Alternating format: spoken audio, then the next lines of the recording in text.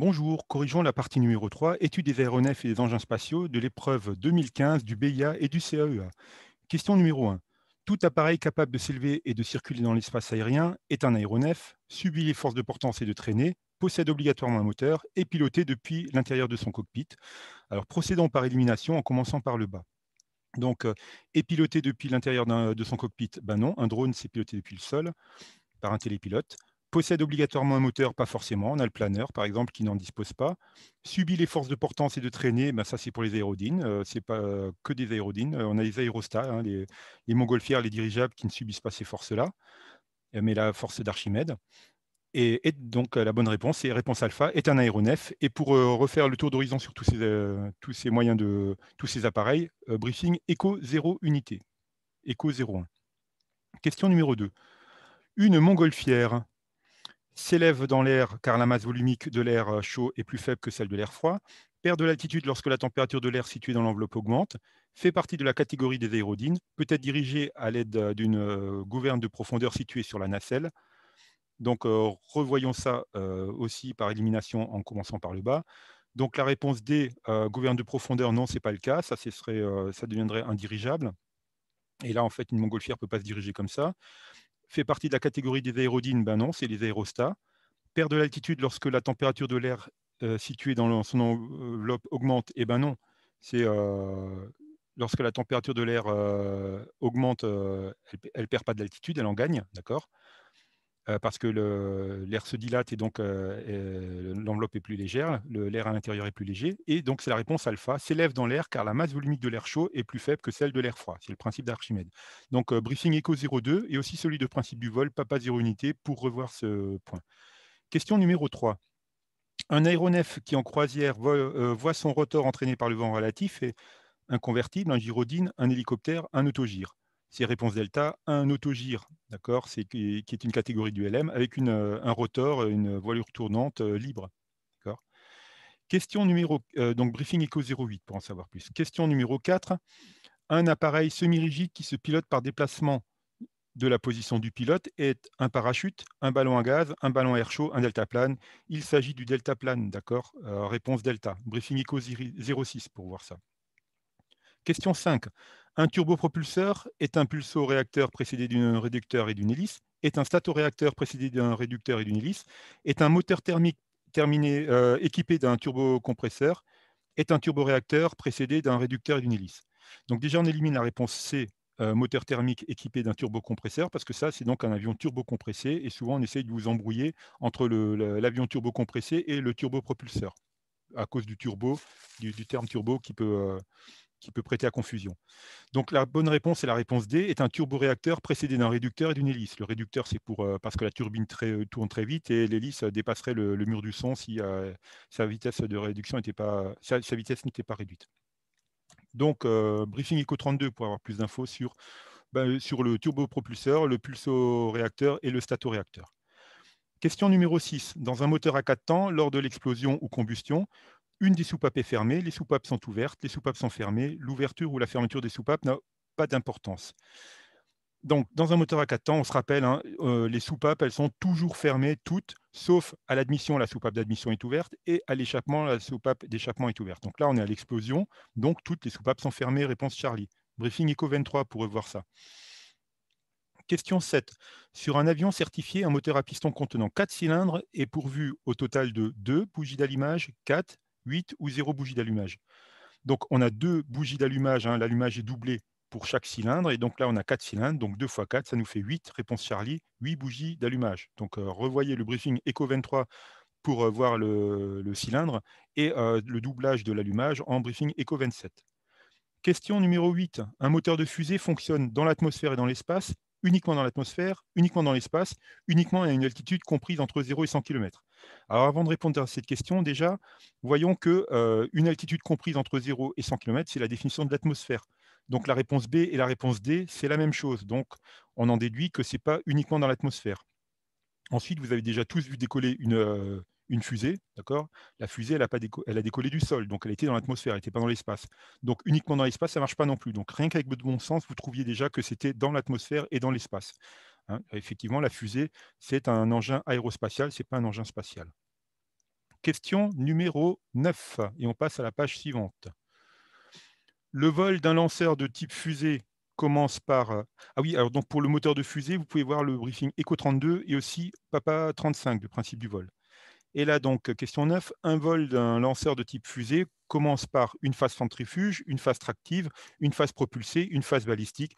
C'est la première phase, c'est évidemment la phase propulsée et après on a la phase balistique. Donc c'est réponse Charlie. Et briefing Papa 35 pour voir ça. Question numéro 10. Le petit pas de l'hélice à pas variable est utilisé pour l'atterrissage uniquement, le décollage uniquement, le décollage et l'atterrissage, le vol en croisière.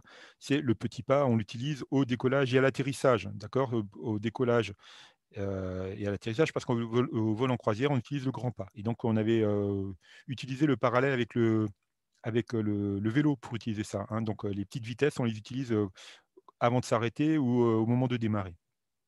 Briefing Eco 30 pour voir ça. Question numéro 11. Les avions de transport ont des réservoirs de carburant dans les ailes pour que l'avion soit moins stable en vol quand l'air est turbulent, obtenir du carburant plus froid, donc plus dense, ce qui améliore le rendement des moteurs, limiter la consommation des moteurs, limiter les efforts au niveau de l'emplanture de l'aile. Donc évidemment, c'est pour un objectif de structure des ailes, hein. Donc c'est la réponse D, limiter les efforts au niveau de l'emplanture de l'aile. Et vous pouvez revoir le briefing ECO 17 pour ça. On continue toujours avec la structure. Avec ce schéma, les éléments 1, 2, 3 de la structure de l'avion représentés ci-contre sont, et donc là, on vous propose 1, 2 et 3 avec des longerons, nervures, couples, traverses, entretoises, lisses, semelles, etc. Donc, regardons en détail. Donc là, on voit déjà, euh, là, ces deux grosses, on pourrait pas dire des poutres, hein, voilà, c'est quoi? Ce sont les longerons, c'est ce qui donne la structure à l'aile, d'accord? C'est la structure qui permet que l'aile, elle tienne, d'accord? Donc, le 1, c'est le longeron, et donc déjà, on est sur A ou C, on élimine B et D.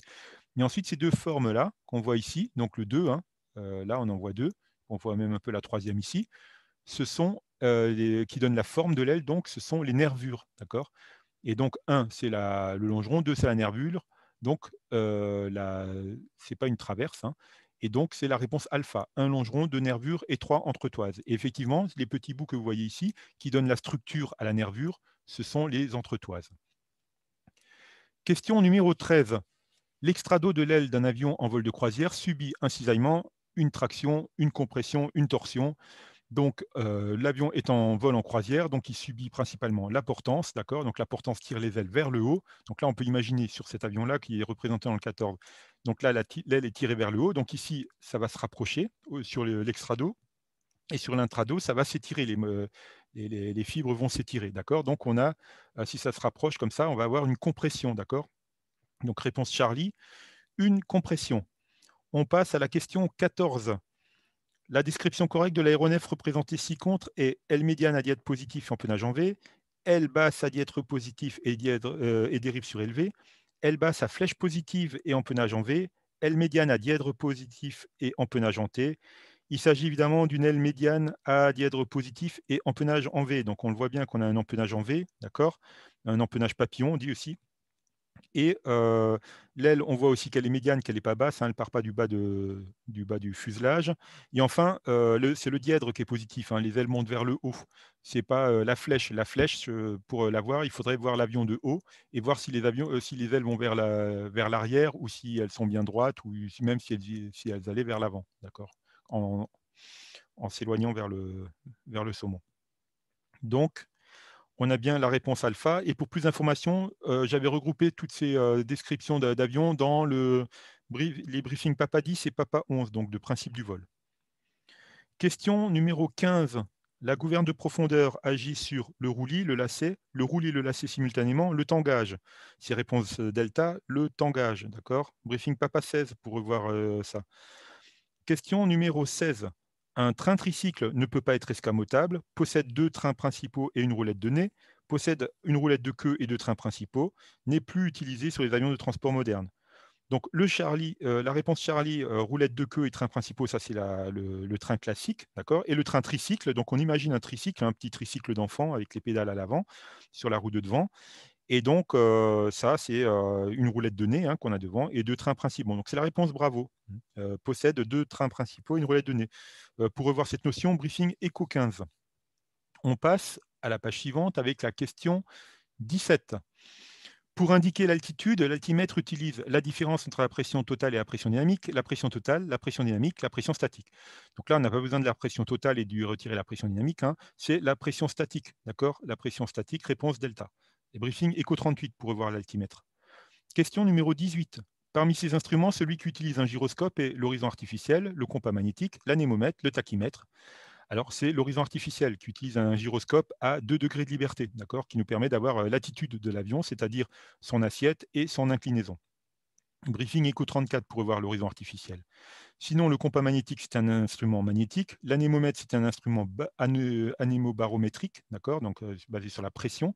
Et le tachymètre, c'est le compte tour, d'accord, c'est le compte tour qui indique le nombre de tours minutes du moteur. Donc, vous pouvez aussi voir le briefing Echo 39 qui fait une synthèse sur les instruments de bord et qui aborde ce genre de questions. Question numéro 19. Le variomètre indique la vitesse horizontale, la vitesse verticale, l'altitude, les variations de régime moteur. Il indique la vitesse verticale et vous pouvez voir, donc réponse bravo, vous pouvez voir ça dans le briefing Echo 38 qui parle donc de l'altimètre et du variomètre. Enfin, question 20. En phase d'atterrissage, lorsque toutes les roues ont touché la piste, les spoilers servent essentiellement à détruire la portance de l'aile afin de plaquer l'avion au sol pour que les freins de roue soient plus efficaces. Sont une aide au pilotage qui permet à l'avion de conserver son axe durant cette phase de roulage. Ils sortent soit à droite, soit à gauche. Cette fonction est utilisée sur piste contaminée, pluie, neige, glace, grêle. Ne sont utiles que durant le vol. Servent essentiellement à augmenter la traînée de l'aile afin de freiner l'avion sur la piste. C'est le moyen de freinage le plus efficace. Donc là, c'est la réponse alpha, hein. Ça sert éventuellement à détruire la portance de l'aile afin de plaquer l'avion au sol pour que les freins de roue soient plus efficaces. C'est le même principe sur les voitures, hein. Les voitures de course, on a des spoilers qui plaquent à l'arrière de la voiture pour plaquer l'arrière de la voiture au sol pour que les freins soient plus efficaces et pour qu'elle tienne mieux la route, hein, la voiture.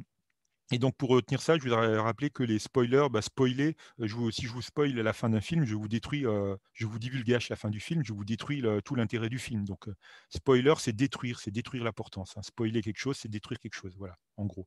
Briefing Papa 13, donc aussi un briefing de principe du vol, Papa 13 pour revoir ça. Voilà, donc là, on a vu toutes les questions du BIA et du CEA, hein, et du CAEA, communes au BIA et au CAEA. Maintenant, on va voir les questions spécifiques au CAEA, c'est-à-dire à l'examen du certificat d'aptitude à l'enseignement de l'aéronautique, à l'enseignement aéronautique. Question 21. Un pulsoréacteur n'a aucune pièce mécanique en mouvement, a besoin d'une grande vitesse initiale pour fonctionner, est prévu pour fonctionner à très haute vitesse proche de Mach 2, c'est là qu'il obtient son meilleur rendement, est un statoréacteur équipé de volets mobiles au niveau de l'entrée de l'air. Donc là, la réponse attendue, c'est la réponse delta est un statoréacteur équipé de volets mobiles au niveau de l'entrée d'air. Les deux premières réponses, alpha et bravo, concernaient le statoréacteur. Donc le briefing Echo 32 pour voir ça. Question numéro 22. Un turboréacteur moderne à double flux équipant un avion de transport a comme particularité par rapport à un turboréacteur simple flux, un meilleur rendement ou un plus mauvais rendement, une nuisance sonore plus importante ou une moindre nuisance sonore. Donc, et on vous propose les quatre possibilités. Donc, c'est les avions modernes, les réacteurs modernes à double flux, ils ont un meilleur rendement, d'accord, parce qu'on a le flux secondaire qui nous permet, qui nous apporte 80% de la poussée, hein. Donc, on a un meilleur rendement avec ces doubles flux et ils font moins de bruit aussi. Ils font moins de bruit que les anciens modèles, que les anciens simple corps, simple flux, que les tout vieux réacteurs. Et donc, c'est réponse Charlie, un meilleur rendement et moins de nuisances sonores. Briefing Echo 31 pour revoir ça. Question numéro 23. Un flapperon est une gouverne faisant office de gouverne de profondeur et ou d'aileron, située sur un empennage en V, faisant office de volet et ou d'aileron, faisant office de gouverne de direction et ou d'aileron. Donc flapperon, c'est un mélange entre flap et aileron. D'accord. Flap, c'est les volets et aileron, donc c'est la réponse Charlie, faisant office de volet et ou d'aileron. D'ailleurs, sur les avions de ligne, ils sont installés entre les volets et les ailerons. Et donc, en fonction de la phase de vol, et ben, où ils servent de volet et donc ils sont sortis au moment de l'atterrissage, ou ils peuvent aider au virage en plus et servir d'aileron et donc être utilisés de manière dissymétrique. C'est-à-dire quand il y en a un qui monte, l'autre il descend. Voilà. Donc on peut avoir les deux. Et Briefing Papa 19 où on aborde les flapperons. Question numéro 24. Un DME est un instrument qui sert à mesurer une distance, une dérive, une vitesse R, une vitesse sol. Il s'agit évidemment d'une distance. DME, c'est Distance Measuring Equipment, d'accord? Et c'est souvent, ils sont souvent co-implantés avec les VOR. Mais là, en ce moment, les VOR, on les retire les uns après les autres. Et souvent, on peut avoir de plus en plus de DME un peu implantés tout seuls en race campagne. Voilà. Donc, ils sont aussi parfois couplés avec des ILS hein, pour donner l'indication de distance par rapport à l'atterrissage, des DME d'atterrissage. Le briefing novembre 16, donc un briefing de navigation, sécurité et vol, briefing novembre 16 pour revoir cette notion de DME. Et enfin, dernière question, les structures d'avion en bois et toile sont fréquemment réalisées en chêne, en pin, en papier, en balsa. Alors le balsa, c'est trop mou, hein, ça on l'utilise pour l'aéromodélisme. Et le chêne et le peuplier, c'est beaucoup trop lourd, d'accord. On va pas faire on construit un avion là, hein, pas une armoire normande. Donc on va utiliser le pin. C'est le pin, réponse bravo. Et pour revoir ça, briefing Eco 17.